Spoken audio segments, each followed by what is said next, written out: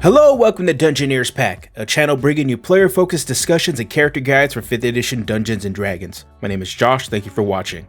Tasha's Cauldron of Everything introduces a wizard subclass that looks to put the power back into the spellbook. In this video, I'm going to take a look at the Order of Scribes Wizard's key features, discuss ways you can use the theme of the subclass to develop your character, provide some ways you can reflavor the subclass, and give you some ideas on how you can play the Order of Scribes Wizard in the official 5th edition settings. But before we get started, I just wanted to mention that I'm now doing weekly live streams. Every Friday night at 8 PM Pacific time, I will be doing a live stream talking about the latest news in Dungeons & Dragons, playing D&D inspired video games, or collaborating with you on homebrew to take into your games. Again, you can join me every Friday night at 8 PM Pacific time. With that said, let's get started.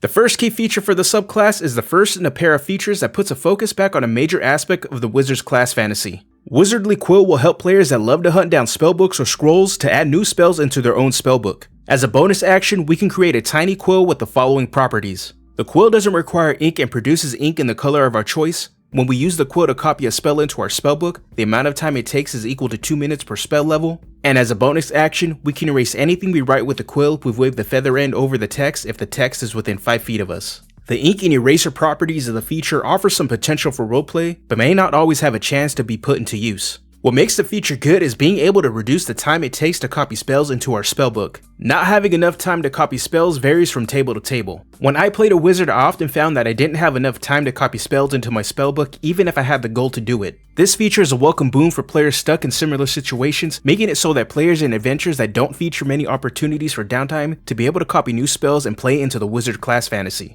Some things to note regarding this feature is that first, the ability doesn't mention a reduction in cost to copy spells into your spellbook. The standard formula for copying a spell is that we pay 50 gold and spend 2 hours time per spell level. If we were to copy a 3rd level spell like Fireball into a book with the standard formula, that would equate to a cost of 150 gold and 6 hours time. This feature only alters the time, so using the previous example, instead of 6 hours to copy Fireball, it would take us 6 minutes, but it will still cost us 150 gold. Also, there is no indication that you can or can't copy spells into your spellbook with this ability during a long rest. It is ultimately up to your DM to decide if reading and writing in your spellbook would be considered light activities. The next feature continues to put an emphasis on the class fantasy, this time empowering the wizard's spellbook. Awakened Spellbook enhances our tome and puts into print an ability that has been circulating Unearthed Arcanas for quite some time. When holding our spellbook, we get the following benefits. We can use the book as a spellcasting focus for our wizard spells. When we cast a wizard spell with a spell slot, we can temporarily replace its damage type with a type that appears in another spell of the same level in our spellbook. And when we cast a wizard spell as a ritual, we can use the spell's normal casting time rather than adding 10 minutes to it. Once we use this ability, we can't use it again until we finish a long rest.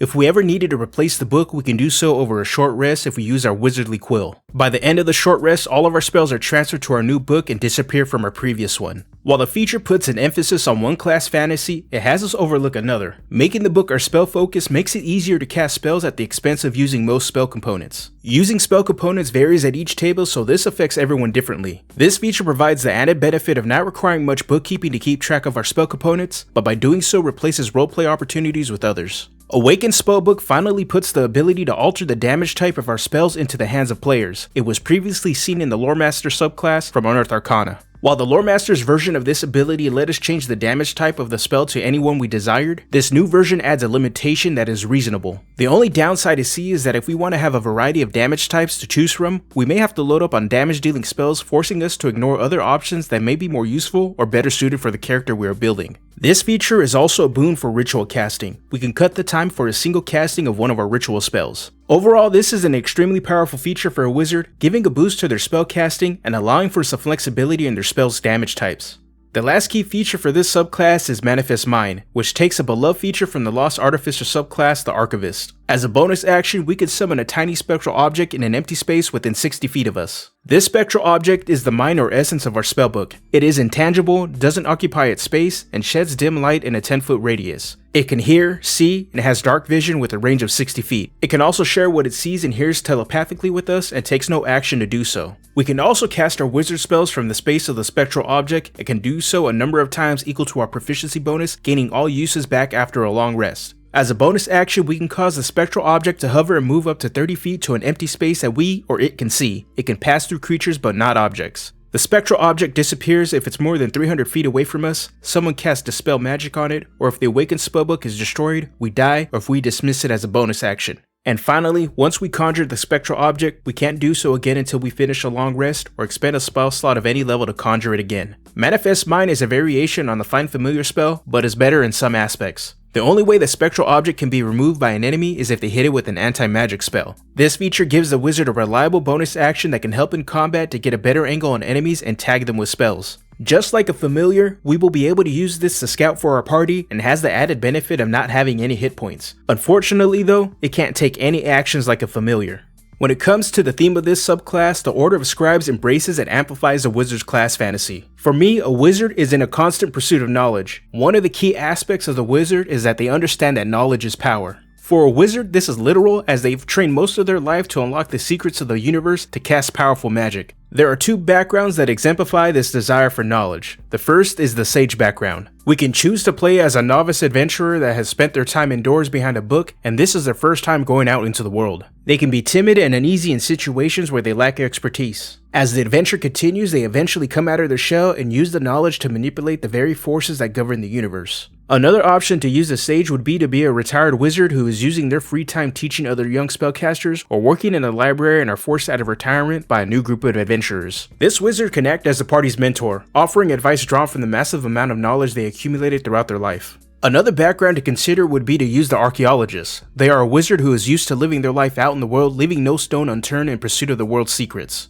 An archaeologist would be a physically active wizard having access to all the knowledge skills, but able to take on some skills often not associated with the class. I would consider picking up the survival, athletic, and acrobatic skills to show their physical capabilities. In regards to personality traits, they can be confident or cocky, willing to jump headfirst into a situation and search for their next big discovery. They can love to solve puzzles, but aren't above resorting to spell slinging if they can't solve a problem with wits alone. Regardless of which background you use, consider using the skill expert feat, or if they are human, half-elf, or half-orc, use the prodigy feat to show that your wizard has continued to obtain knowledge. When looking to reflavor this subclass, there was one idea that came to mind immediately. Taking some inspiration from the bard and infusing art into a character, we can reflavor the Order of Scribes Wizard to be an artist. This subclass has the tools to play a character that uses the visual arts to cast their spells. The spellbook could be a canvas while our quill is a paintbrush. To nail this change in flavor, consider learning summoning and illusion spells as a way to manifest paintings or illustrations into the physical world. Also consider gaining proficiency with painter supplies, as it is the only tool in the game that alludes to the visual arts.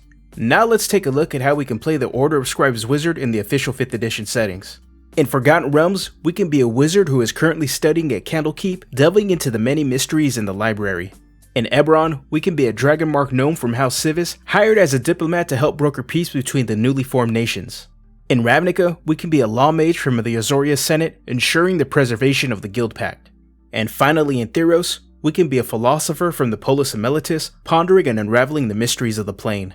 The Order of Scribes Wizard has had a long history of development and is a result of merging the Lore Master Wizard with the Archivist Artificer. It joins the War Mage subclass as a viable option for players to create a generalist wizard. This subclass also puts an emphasis back on the wizard spellbook, making it integral to the mechanics of the subclass while reinforcing its part in a character's roleplay. Awakened Spellbook is an exciting subclass feature. Even with minor limitations, being able to alter the damage type of a spell to circumvent immunity and resistances, or even take advantage of weaknesses, makes this a potent subclass. This feature also helps players that want to play an elementalist wizard, which up until now was difficult to pull off. Manifest Mind takes the idea of an AI assistant that can be seen in most video games and turns it into a subclass feature. It's a built-in Find Familiar spell that we unfortunately don't receive until level 6. Much of the excitement of the subclass is found in earlier features. The last two features of the subclass don't seem to be mechanics that a player would want to work their way towards, but they are still useful. We can turn our lower level spells into scrolls that we can only use, and another feature lets us dodge any damage we take, but we must sacrifice our book's manifested mind and some spells written in the book. Fortunately, we regained the spells we lost after some downtime.